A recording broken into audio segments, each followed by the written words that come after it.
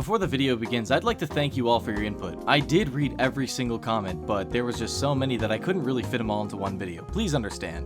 Alright, so there's a lot to talk about, so I'm not going to do any boring intros. So here, let's get right into it. TF2's hottest takes. Fatboy says, hot take. The Halloween map should be available all year round. Now, that would be nice, as much as I love Halloween maps, but it's the whole seasonal thing that makes it really special. If you want to go on Halloween maps, you got the community server, so like, don't really touch it as it is, because currently, the Halloween map system works. Slavic Gopnik says, hot take. The Pyro's jetpack needs to have the same restrictions as the demo sticky launcher, as in cannot carry intel. Now, that actually has to make me think. You know, on one hand, there isn't very much drawbacks when you use the thermal thruster, actually. You don't take self-damage when you use it. It's not like rocket jumping or sticky jumping. On the other hand, CTF maps kind of aren't really made for jumping around like that, as in there's not many open spaces to actually abuse the thermal thruster in. It's kind of a weird toss-up. Though I think the logic is there, and in a sense I guess it can give you more mobility than you're really supposed to, so I kind of agree. Gaben's Disciple says, high tower players are the sweatiest people ever. That might raise some questions. But I kind of agree. I've noticed that high tower players tend to get really salty if you actually cap, or if you actually try to do the objective, for whatever reason. They like their endless rounds, and if you try to mess with that formula, they will be relentless. They will try to vote kick you. They will try to bully you. They will try to fuck you. They take their high tower pretty damn seriously. This is coming from a high tower fan myself. Although I don't really care, and I don't have those opinions, I'm a lot more open-minded, but I've noticed people are not. Like, I guess I come from a group of people that actually value their time and don't want to spend all day on high tower. Some other people are just not like that though, and they are fucking defensive about it. Slapson says Pyro shouldn't have won, or is that Slaps on? Either way, I kind of agree. Heavy doesn't have a lot he can do. He's not fast, he's not mobile, he's kind of boring to play. Yeah, Pyro has a lot of options on his disposal already. What he got in the update is really great, and I love playing Pyro because of it. But I don't want to play him often. I wish Heavy got more, so that I can actually enjoy Heavy's gameplay. Mowing down babies is fun for like the first 5 minutes. He needs more. Jamie says, the fire axe is a viable melee weapon. And I have to agree, I love stock weapons. As a huge fan of the frying pan, which is, don't get me wrong, a stock reskin, no matter how much you like to meme it, it's still just stock.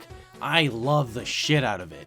They're all useful, they're just not all useful in the right situation. You know, consistency ain't nothing to scoff at. Kirk7899 says the community doesn't realize that competitive is the future. Valve is trying to implement this, but if the player base doesn't make it an effort, it's useless. I've been waiting for a take like this. You see, I have to fully disagree. See, TF2 is kinda like Smash Brothers. That being, it started off as a fun, casual game. Not meant to be taken too seriously. People just latched onto the idea of taking it seriously and building a competitive community off of it because there's a lot of depth and skill ceilings attached to it, kinda like Smash Brothers. And you can build off the idea that it's super competitive, but at its heart, it's a mainly casual game. Valve gives enough attention to the competitive community as it is, but they care more about the casual community and what they can do for it, like adding hats, adding new maps, adding new features, adding new weapons. You know, there's not a lot to cater to the competitive community. It's not like they require much because their game modes are pretty centralized already. They're already pretty much set in stone. Meanwhile, this game is so full of possibilities, like new game modes, custom game modes, community game modes, I mean. There's just more to do with casual TF2 than there is to competitive TF2. Not to mention that casual TF2 is a far more profitable investment than competitive TF2. 123ZC says, Team Captain is a terrible hat. Now, I'm only gonna agree because it was just so fucking overused back in the day. Like, there wasn't very many other options that you could use for Soldier to make it look really good. That being said, I've stuck with a stout shackle all my life, and I love it because of it. It's just so overused at this point, and so highly overrated. But it's a shame because I really like the M. Bison motif it has. Any competitive TF2 is a mistake.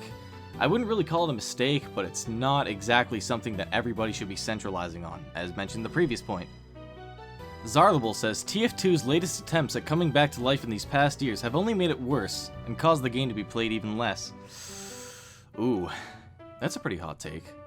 I kind of agree in some aspects, like with new things added comes new performance issues and much less stable frame rates and all that. It causes the game to sort of chug along. But the people who are hopeful for new content will always appreciate it. People who have stuck around with the game for ages love new content. Me being one of them. It's one of the reasons why I keep coming back to TF2 anyways. People will revisit TF2 for nostalgic reasons or new update hype. You know, there's a lot of things that keep people coming back for more. So I gotta mostly disagree. Hugh says the mentality of be happy with what you get is one of the main reasons why the game is dead. First of all, the game is far from dead. Second of all, if this has to do with like unboxing and not getting your precious unusual or getting a really shitty tier unusual, then I'm still gonna have to disagree. Because you chose to gamble. You could have gone your whole life without spending money on Manco supply crate keys. But you did, and you feel disappointed as a result. You have nobody but yourself to blame. Chierno says, too refined is too much for a simple stout Shaco. Well, excuse me. Too refined is not too much. Here's the thing about refined metal. It is super cheap nowadays. It is super accessible. Anybody can have refined metal. Too refined metal is not that much in the grand scheme of things. And also I have my demo paying credentials, so I actually can't sell it for lower than too refined. I also can't buy it for lower than too refined. Plus the Stout Shaco that you have is the one I used to wear all the time before I got an unusual Stout Shaco. It's the one that has the most history with me. It's super special. And it's autographed. In any case, it should be worth more than too refined, but since I'm not exactly famous, it's worth about too refined. So yeah. Bum Soldier says the Ullpool Caber is still a viable weapon. I guess less so than before, but I can see why they balanced it. The real reason why they balanced it is because the resupply cabinet is a thing. So if I actually had to propose a change to it to make people actually enjoy using it more, I'd suggest maybe a sort of a recharge timer thing like they do with the Razorback. I'd be okay with its current stats if that was the case. Space Alien says Overwatch is always going to be a more profitable competitive scene to join over TF2. Yes!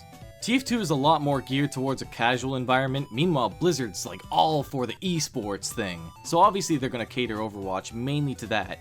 I don't see any community game modes on Overwatch, I think. What is Lucio Ball anyways? Seymour Butt says, you're still alive? Fuck yeah I am, and I intend to stay this time maybe. We'll see. Also, battle-scarred warpaints look better than factory new because 1, they look less like plastic, 2, they have a nice texture with the scratches, and 3, blood is neat. I absolutely fucking agree with this, and I'm totally not biased whatsoever because my only unusual warpaint weapon is actually battle-scarred. I actually really like the texture on it. It doesn't look so jarring and out of place in Team Fortress 2. It actually has semblance of the original weapon that it was based on. It looks like it kind of actually fits in the art style. Meanwhile, factory new I can't really say that. Plus, have you ever seen a factory new soda popper? It looks super out of place because soda poppers are supposed to look battered and damaged. It's weird. Why would anybody do that? Big Man Juice says the stock sticky launcher is perfectly balanced. I'm gonna have to disagree with only one thing. 8 bombs in a clip is a bit much, especially since people use it over the grenade launcher because of that reason. Invasion was an unironically good update. I don't know. I didn't actually play the Invasion update. I totally skipped it because I expected more from Valve at that point. But if you like hats and cosmetics, then I guess that's up to you. I personally didn't like it that much though. Water Drinker, nice name by the way, says Nuclear Take, the game would be dead without hats. I agree. The whole economy is a reason why some people still play, so that they can make some motherfucking money!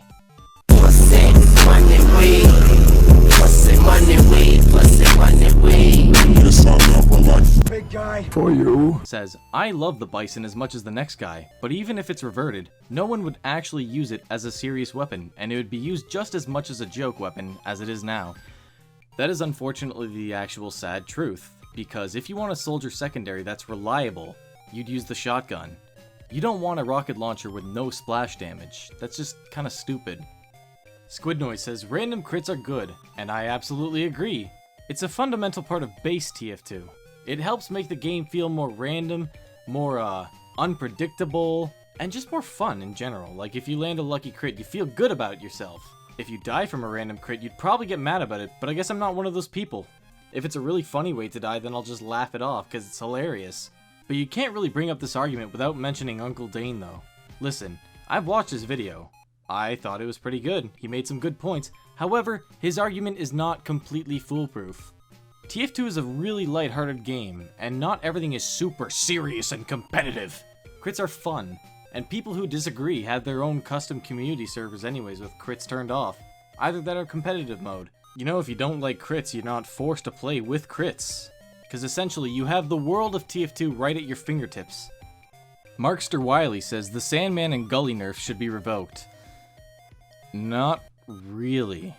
Although I do like the combo system it had, it's you know, the Sandman nerf was absolutely justified. I think personally maybe the Guillotine nerf should be kind of revoked because even though the slowdown isn't nearly as intense as it was before, it still kind of takes a bit of skill to actually aim at somebody who's slowed down. Although then people would probably abuse it, like have Natasha heavies shooting people while Sandman scouts go at him with the flying guillotine. It'd be kind of a mess. Yeah, never mind my last point, it should absolutely stay the way it is. Not My Real Name says 6s is inferior to Highlander as the meta is far more stale, and it makes some classes useless while some classes are too prevalent. TF2 is more fun with all the classes working together. On a surface level I need to agree, but I don't really know much about competitive TF2 since I don't really care about it much in the first place. I do like the idea of all the classes working together, even though some classes might be a little more overpowering.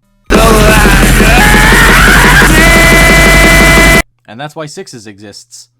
ACFan120 says the community is kinda stupid for thinking Scream Fortress would be anything bigger than new maps and cosmetics, and then he goes on to explain why. Now I wouldn't really call the community stupid, but rather hopeful. Then again, I'm also part of that group. But I have to agree with him. Halloween is pretty much dictated by the community and their contributions. Like we got 5 new community maps, a buttload of new community cosmetics, a buttload of community created unusual effects. All that Valve added was rehashed Miraz missions, new ones for the new maps, and then new taunts. Just 2 new taunts though. They don't have that much input in this update. This is pretty much a community event now, Halloween is. That being said, I really do miss boss battles. Maybe in 2019. Maybe by the community. King Demomitis says, Iron Bomber is a crutch. You know, Iron Bomber is only a crutch for those who actually rely on rollers, or like, want to rely on rollers. It's for people that don't really have pill aim, and want to use it kind of like a sticky bomb launcher without using the sticky bomb launcher.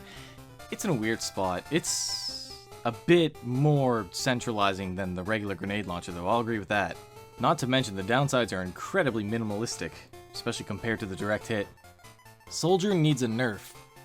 I don't know how Soldier needs a nerf, like, he takes a fair amount of skill to actually perfect, no matter what people say. Sticky spam is easily counterable and needs no nerf. Sticky spam can only be nerfed in like one way, I'd say so. Like, just a reduced clip size, because it's, 8 bombs in a clip is a little much. Bring back Afterburn immunity on the Charge and Targe. Oh, I absolutely fucking agree! Even though I don't really have a problem with pyros, you know, the whole Afterburn immunity gives it something to really stand out compared to the other shields. Like, the Splendid Screen has the halved recharge time, the Tide Turner has full turning control, Charge and Targe is just there with some more pronounced resistances, but that's not going to make people want to use it, because people want immediate results, immediate functionality, something special about a shield to equip it over the sticky bomb launcher, or over any of the other shields in medieval mode. Direct hit needs to be nerfed in the same way as the lock and loads. It still one-taps 125 health glasses and a universal damage buff while having faster projectiles than the lock. You know, people actually rely on splash damage more than you might think. I kind of would have to disagree, even though they did nerf the lock and load to not do exactly that before they changed it into the sentry killing machine it is now. You know, just let us have one thing. Just let us have this, because not many people even use the direct hit anyways. Have Zatoichi as a crutch. As much as I want to disagree since I use it on Soldier a lot, it kind of is a crutch, because you can easily fill a banner in just one shot sometimes, and it takes away a lot of the fun and all the survival techniques that you need to really master in order to get that banner going. It is kind of a crutch, but it's not over-centralizing like it used to be. Scotsman's Skullcutter is a crutch. I can only somewhat agree on the whole Scotsman Skullcutter being a crutch thing because it has more damage, more range, and random crits, so you're gonna get like destroyed instantly if you go against one that's already on like a killing spree. Other than that, if they removed random crits from it, I bet a lot less people would use it. The German Golux brought up a few points, but I'll only be doing the ones that haven't been really covered. The camera beard is underrated. I have to agree, I love comedic cosmetics. The Short Circuit is the one weapon that is a crime to not strangify. You know, I know that Short Circuit has its fans, and anything that kills should have a strangifier. Pyro is a class with incredible utility and diversity. It's just that not everyone plays him that way. I fully fucking agree, there's so many things that Pyro can do that puts him in like a support role. But not many people use it because they like to use him to kill, and because it's easy. Thompson 6000 is the best weapon in the game, fight me mate. No. No. There are so many more weapons that are more fun, more useful. Like the loose cannon, for instance.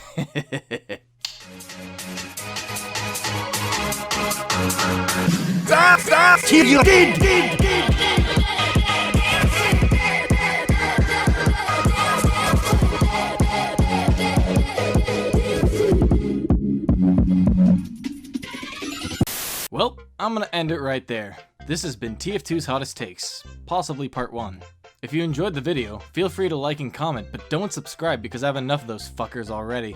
This has been Happy Cultist, aka Lay Roosebird, aka Lay Nyetman, aka that Siva Gunner guy, aka ya boy, and I'll see you all again real soon.